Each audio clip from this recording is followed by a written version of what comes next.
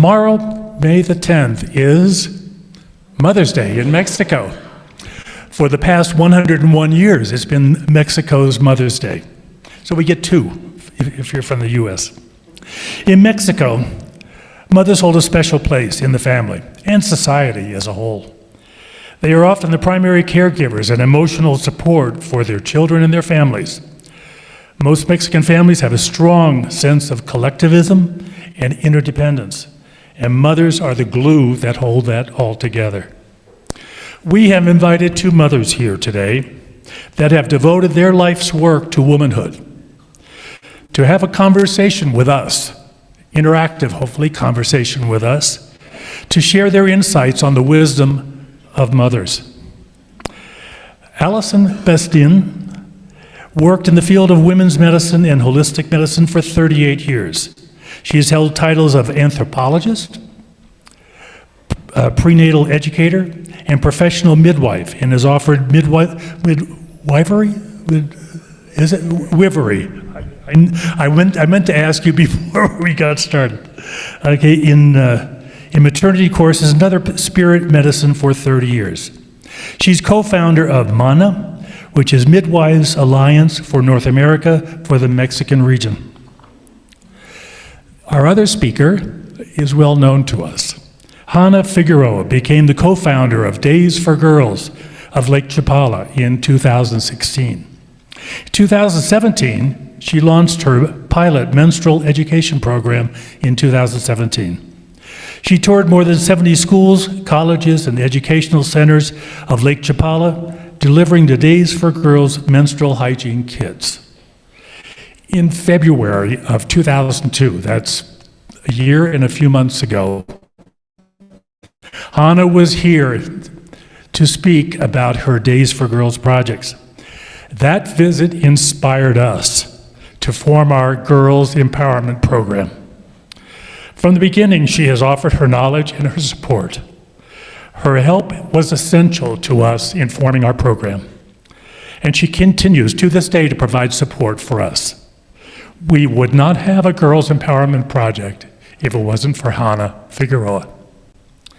So please welcome Allison, who's live here, and Hanna, who will be up on the screen for a conversation about womanhood. Welcome.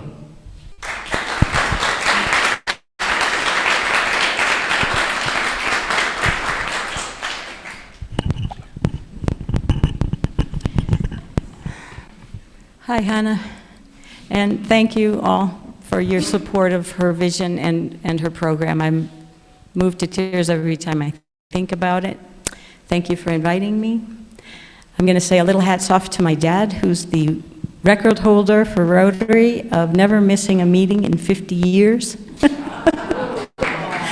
That's Neil King, Illinois.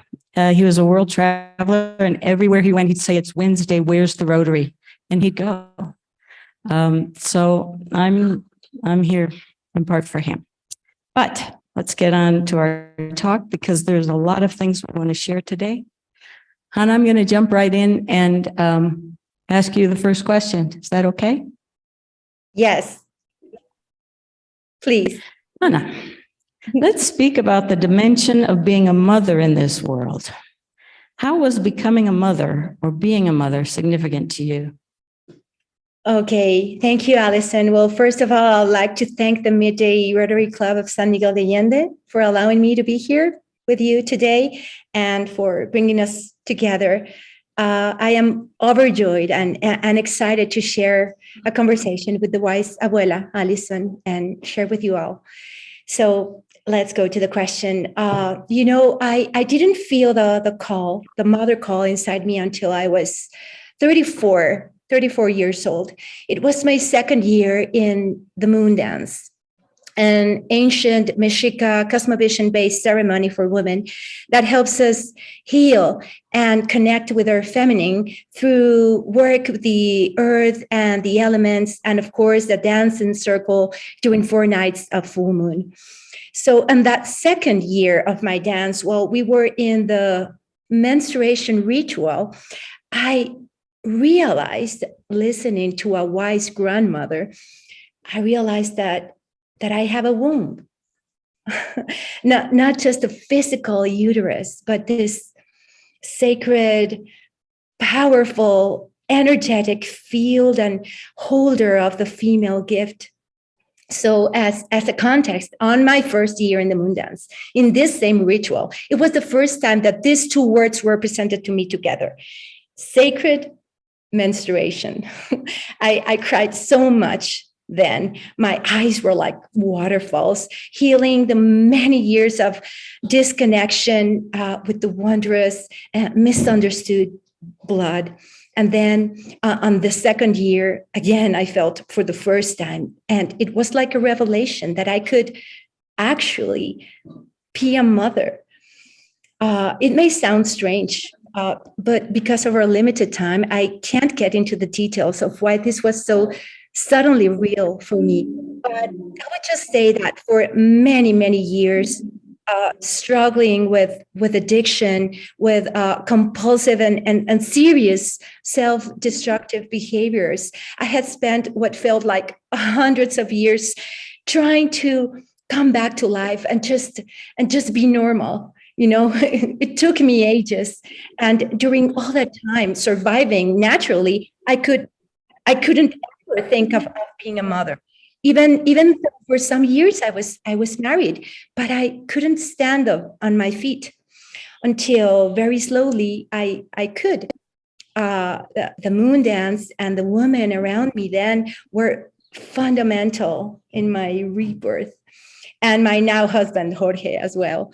So there I was, feeling for the first time, the longing, the yearning, the call to motherhood. So after that, we prepared ourselves. We found a midwife, and I began my prayer to bring life. And so Balaam, our son, came. But through his birth, that was planned to be a natural birth in our home up in the mountain in Costa Rica, but turned out to be an unexpected C-section, I realized that unconsciously I was panicked. I somehow was still the young, immature Persephone, who thought that needed to be rescued from the dark again and again and forever, and that she was destined to crisis and who was never reliable. So how could I ever mother? So with the birth of my child, something miraculous happened. I also gave birth to a mother, and let me say, this is something that can happen or cannot. There are many mothers out there who are still internally like young girls, like lost Persephones. So I have been mothering myself for 9 years, 9 years of sobriety, actually 10. 9 years of self-nurture and really self-care. I am a mother to my child and to myself. And I also gave birth to a healthy, prosperous project called Wise Girls, Niñas Sabias. You know about it. So finally, with me, I am safe, and that is significant to me. Thank you. So I would like to ask Allison something similar, maybe. So Allison, being a midwife, how is helping in transition to motherhood significant to you? Thank you. I think Anna said it all, in that if you ask a woman, tell me about your childbirth, sit down, because it's something no woman's going to say, I don't know, I forget, whatever. It's a huge moment of transition for every woman. And being a midwife is an honor to be able to be part of something that's so incredibly ordinary. There's 8 billion of us, and we all came out of someone. That's also 8 billion women who say, oh my God, that was the watershed moment in my life. it was a huge moment in every woman's life, and yet most of us don't really want to hear about it. And most of us don't really want to talk about it unless we want to share how awful or scary or whatever it was. And I think as a midwife, we work on the entire reproductive spectrum. So we work with women from the beginning. And I think this is a mirror for women with their first menstruation. It's not something people talk about. And yet if you are alone with a woman in a bar, no, just kidding. If you're alone with a woman and you say, tell me about your first menstruation, sit down. Nobody wants to hear about that either. And yet there are moments that mark us deeply as who we are, how we'll be perceived, the choices we're going to make from now on.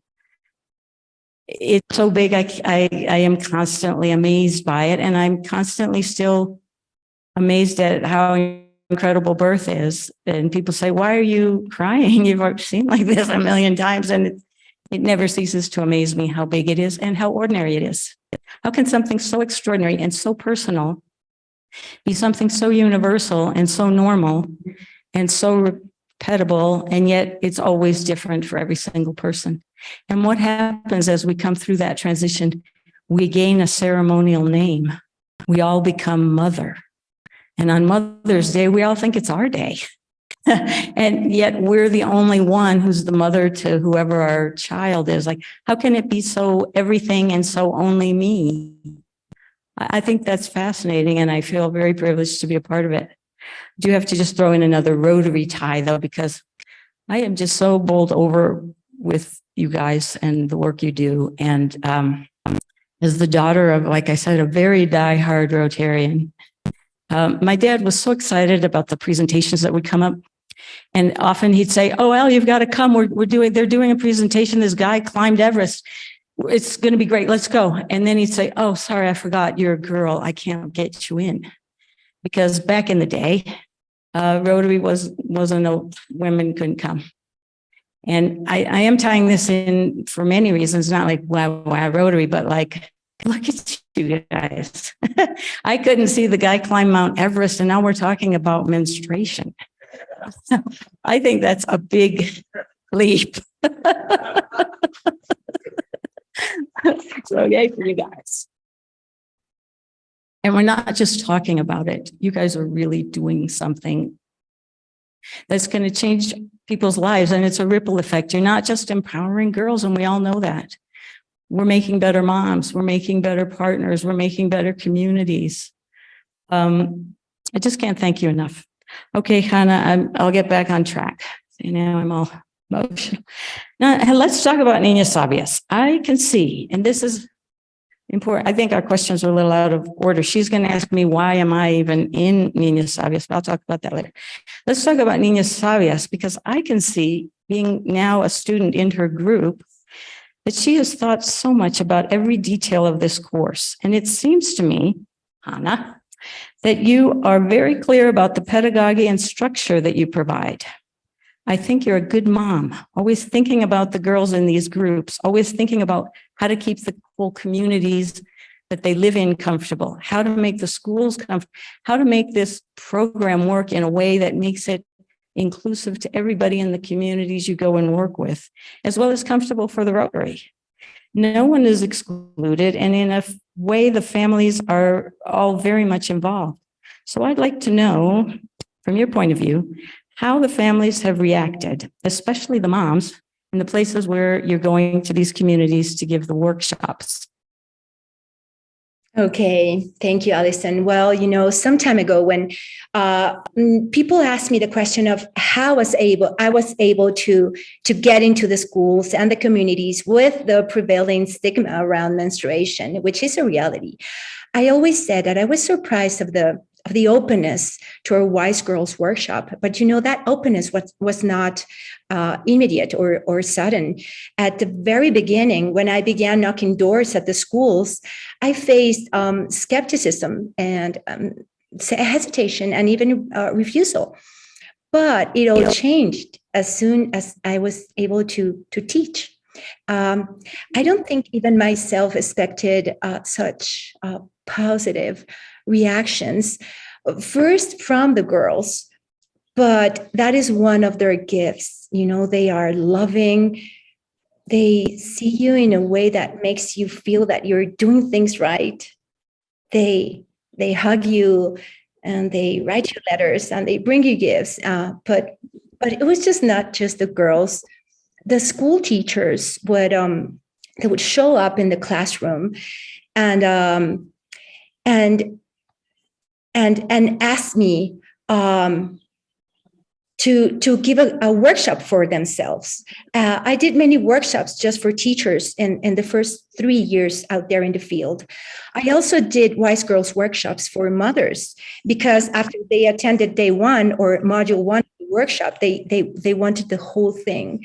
So the workshops with the teachers and the mothers have the same content that we deliver to girls, but we go into more complex or detailed matters. And there's a goddess called the Baubo, and she's the goddess of laughter and wisdom, and she is fun, and she is like sexually liberated, and I see like this energy of this goddess Baubo manifest in this mother circles, and as I see the mothers laugh out loud and but also cry, because for many of us it's painful to realize in what obscurantism we have lived for years. So there was a girl in 6th grade in a small community called El Molino. Her name is Jasmine, and her mother came to the workshop for mothers after she saw Jasmine's drawing for the last day of the workshop. So on the closing day, girls bring their flowers and drawings as offerings, as they create together the altar of the girls' prayer. So anyway, Jasmine decided to draw the jump of the egg, the ovulation moment when the egg is released from the ovary to the fimbriae into the uterine or fallopian tube. So girls are told to draw something meaningful that they learned within the safe container of the workshop. And so Jasmine, as other girls do, she drew the ovulation, and her mother saw the drawing, and she was confused, and she asked her, what's that sort of little bubbles inside this? What the heck was that? So Jasmine told her mother the story of the chosen egg, chosen by the wise follicle stimulating hormone, or folly as we call her, and released with a triumphal jump. It's possible thanks to the luteal hormone, and so on. Jasmine explained to her mother the whole story of the menstrual cycle, and then she said, "Mom, I was once a chosen egg inside you." And Jasmine's mother, she told us this story laughing and crying in the mother's workshop. And then everybody started to ask all kinds of questions. And Jasmine's mother and the other mothers as well learned about ovulation and fertility. And many of them learned how babies are created. So another mother in San Cristobal said to me that she was relieved knowing that her daughter Dulce would not repeat her story. She had 8 children. So in my appreciation, mothers, school teachers, school principals, fathers, girls appreciate having a space to learn about these very important things. So that would be my answer. So Allison, so yes, tell us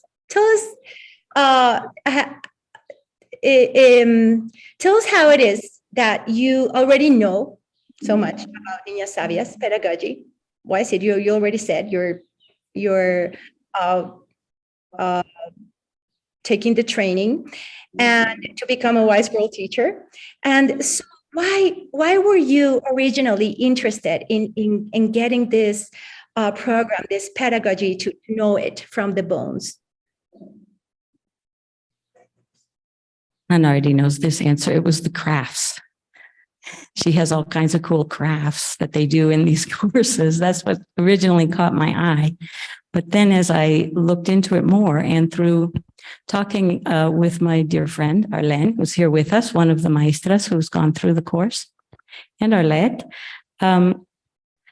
I became really fascinated at how the heck did Hannah manage to make this bridge from what women will do anytime you get a circle of women together. We're going to start telling our stories, sharing things, crying, laughing, talking about intimate things.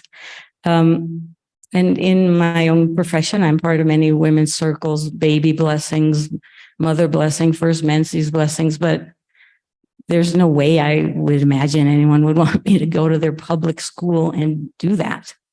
So I became really fascinated by listening and learning, and I still am. How did Hannah and the Rotary International, whoever, how did you guys manage to make this transition to be able to share these things in a way that can really be received and also not be dismissed as, oh, that's some gringo thing, or, oh, that's some hippie weird thing, or, oh, that's anti-Catholic. I mean, all the no buts are very clear to me, but the yes is all very new to me and very moving. So then I thought I should just take the course and find out instead of asking everybody their opinions. And I'm very happily on module 3. So Hannah, could you tell us how the Niñas Sabias program is guiding girls into becoming these wise women and wise mothers? Because we're pulling that thread today from to become a wise mother. It really helps if you've gotten a leg up from the beginning.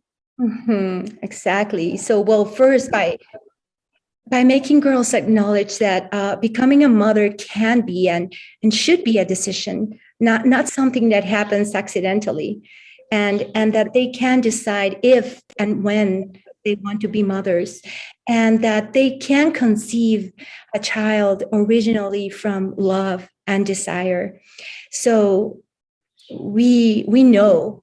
Alison already shared with us, we have this intuition, this wisdom of knowing that if a girl is initiated, that is held, supported, guided into the blood mysteries with her first period, she will begin her feminine path, holding a light in her hands.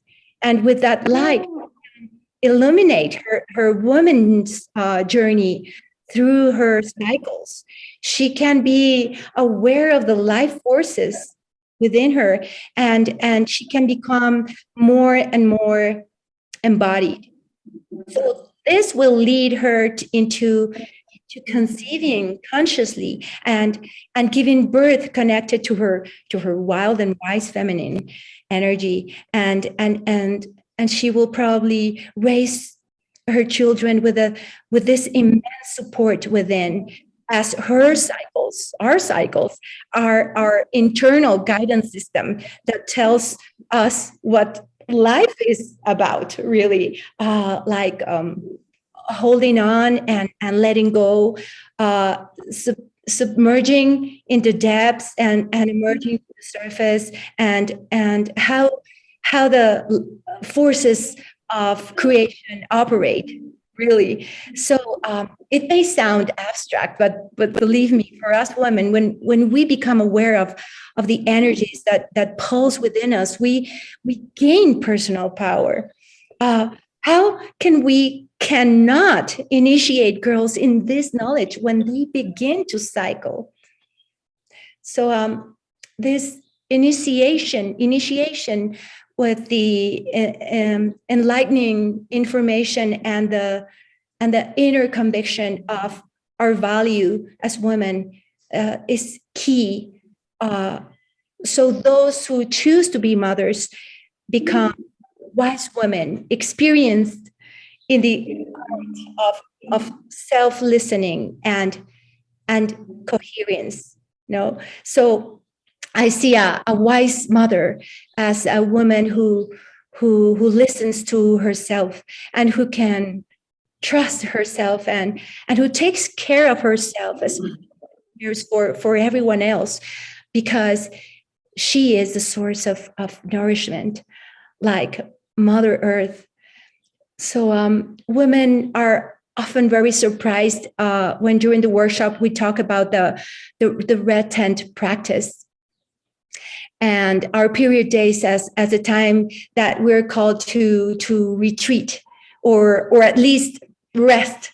And I can see the excitement in their faces, but when we recreate the little red tent, sometimes there is that sorrow again because we realize that we never stop, that the world we live in lost the wisdom of respecting a woman's cycles, and we experience our highly intuitively and sensitive menstrual days without being able to pull away from that hectic and demanding world.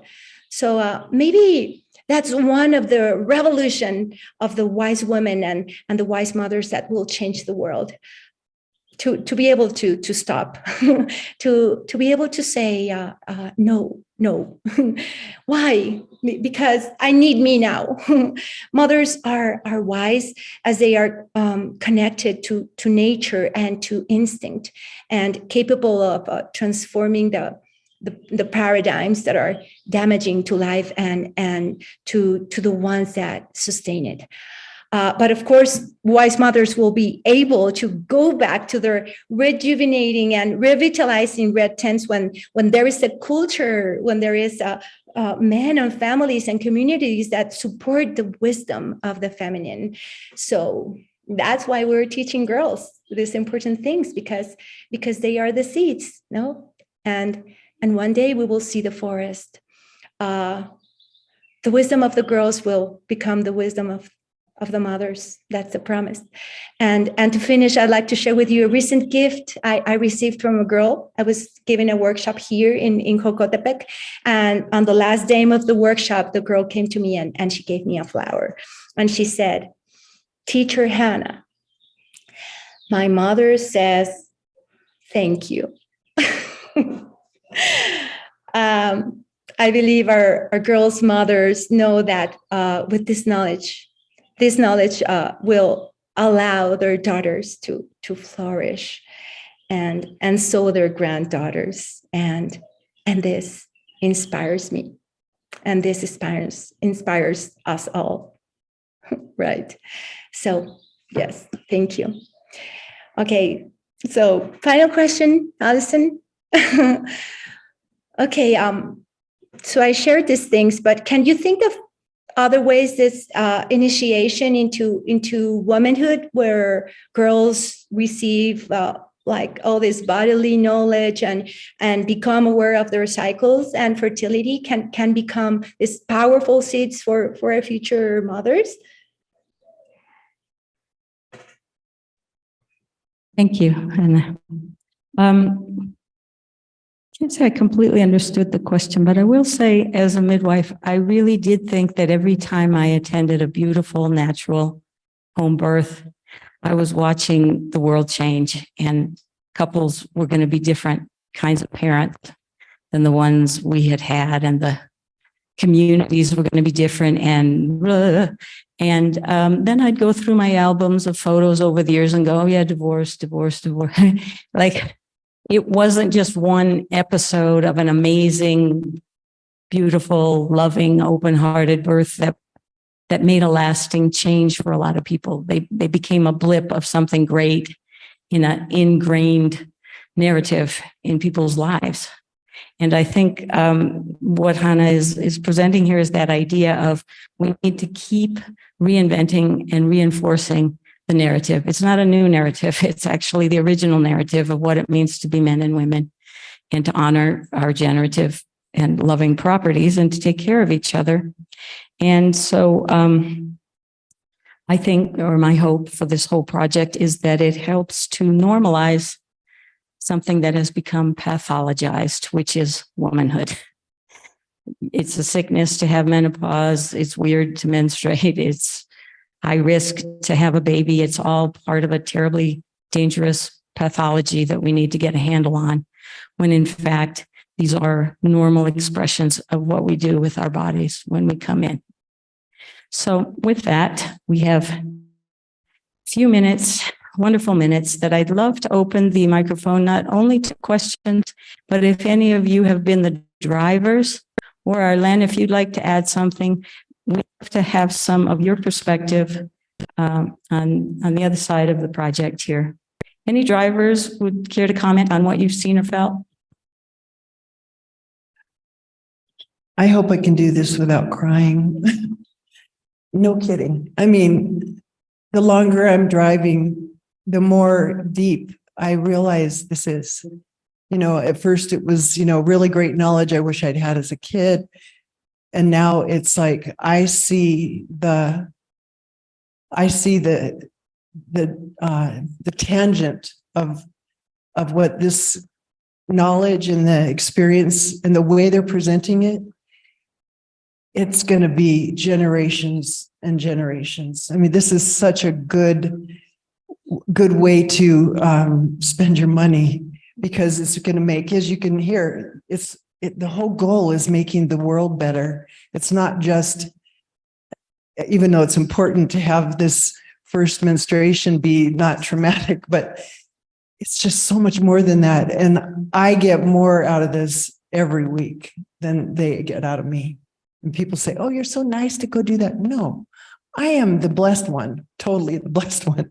And I really hope that you can just look into it more, go with us, because when you see it, it'll impact your life in a way that you didn't expect. And thank you for letting me do it.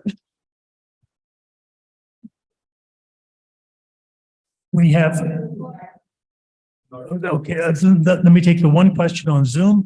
If I can read it, what is the most important thing that you would like men to know about womanhood and motherhood? Either one of you. That was a question for Hannah or for Allison.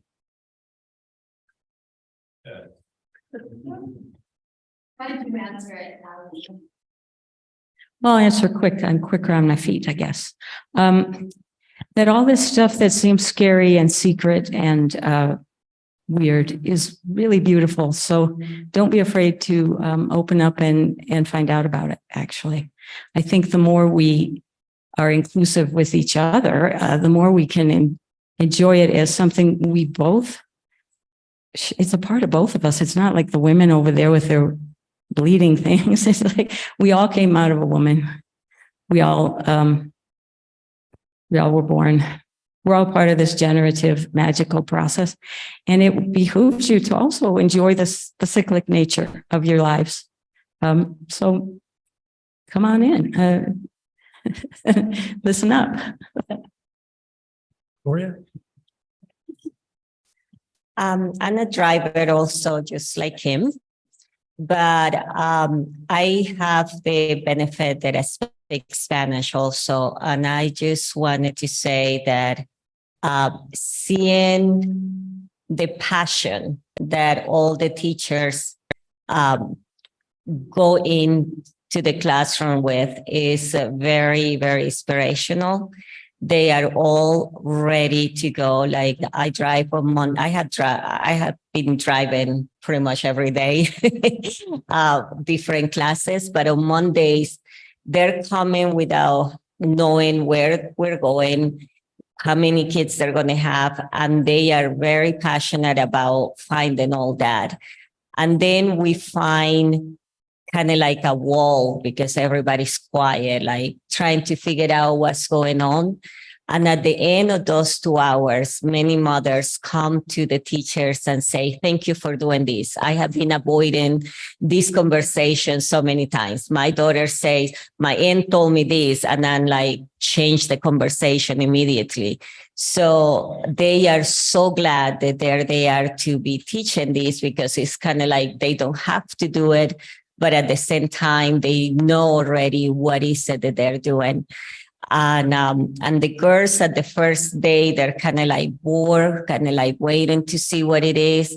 And then the consecutive days, they're coming running. They stop from their recess to run into the classroom to say hello to the teachers, a big smile.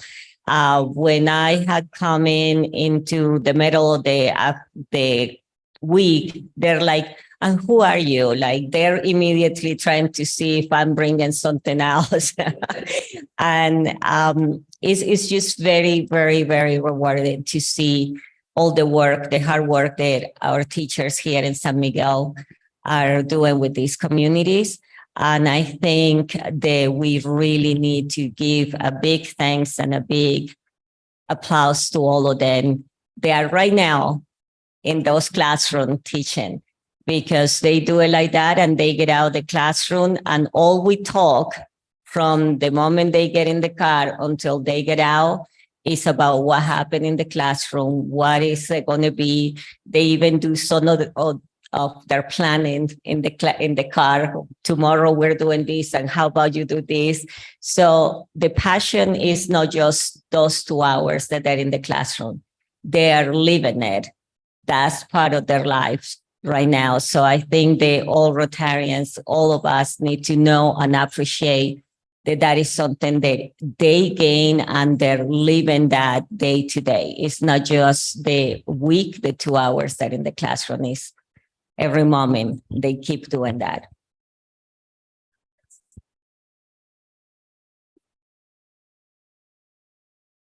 Thank you, Kim and Gloria, for sharing, and for those others, members of Rotarians and non-Rotarians who've been our drivers. So, and I'm very grateful to Allison and Hannah for sharing, because I know some of the people here present this morning aren't as familiar with the program as the rest of us are.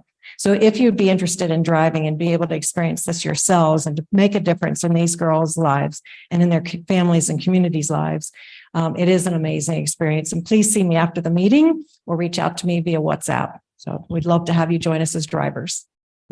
Thank you. Else? Does anyone have a question here for Arlen? Thanks to the Rotarians in the community. Not only is Arlen a maestra and has gone through this, but you're also have given her a job so she can provide for her son, Arnaud. So we'd like to thank you for that. But since nobody's asking a question, how has this program changed your life? I remember 1 year ago, it was more or less at May, by these days. I went to the interview and I arrived like excited. One of my best friends told me like, well, I am a doula. I am a birth doula and also a death doula.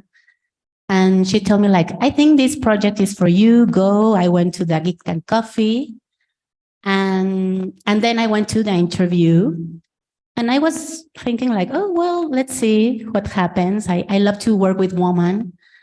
And when they told me like I was chosen to be a teacher, I was very excited. And then they told us that we will receive the training during 1 week of July. I was, okay, what I'm going to do with my son, he's on holidays, let's see.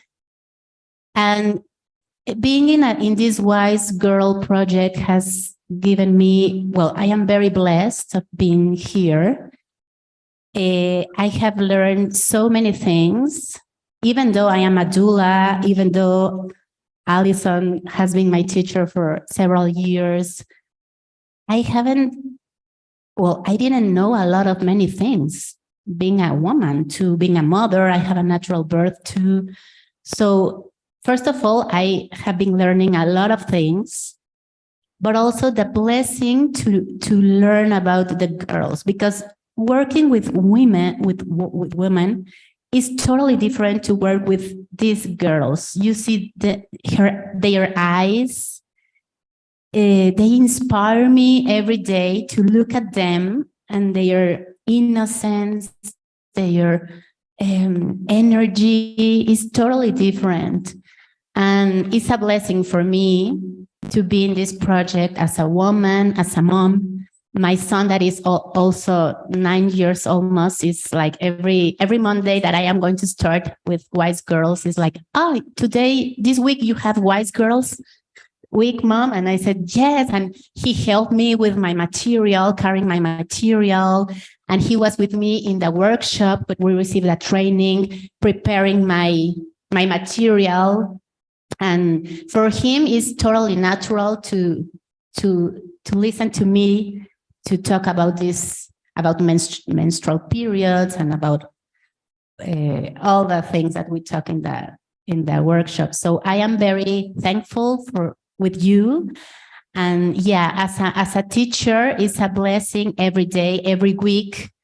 I learn so much. Every Friday that we make the closing, almost every Friday, I have tears in my eyes because the girls get so attached and so they are so grateful.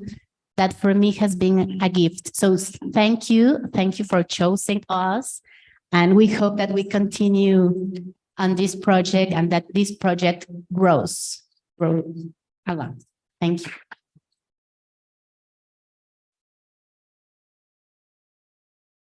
Liz, thank you very much. I'm going to introduce it.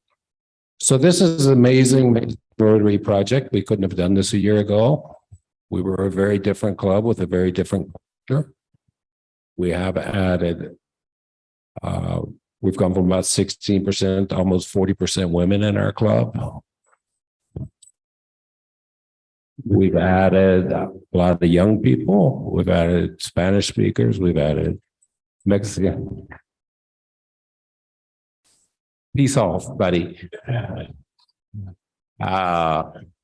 No, it's just, we've changed so much, but we can bless this program for making us who we are today as a Rotary Club. And it's amazing. Our project is led by Terry Cavanaugh. Andrea is amazing. Carla Cadena is on Zoom. Jose is practically tireless with working on this. And who am I missing? I'm missing other people. So, but it's just been, it's such a refreshing to see such a team effort. We've never had a project where we've had such a tight-knit, hardworking team, and it's why it's successful. So there's about 3,800 girls in San Miguel in the 5th and 6th grade. We are going to reach about 2,700 of those. And we intend to do that every year for the next 8 to 10 years.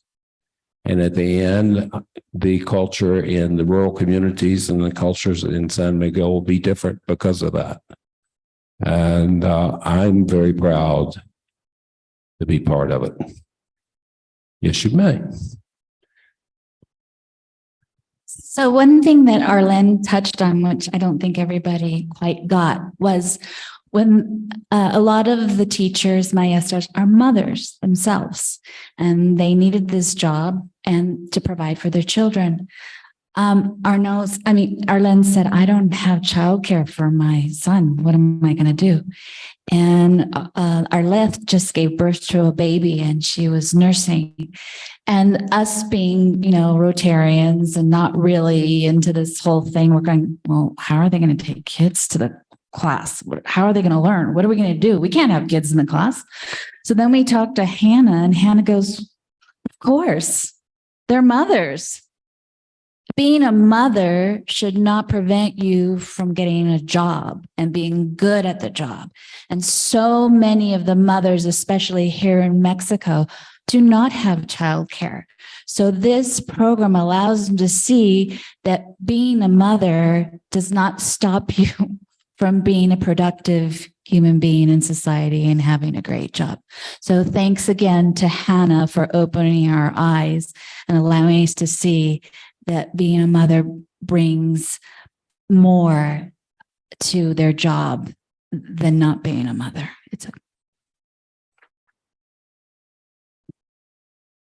Okay, thank you very much, Ron, Bell Guy. The meeting's over. Have a great week. Cistern painting on Monday.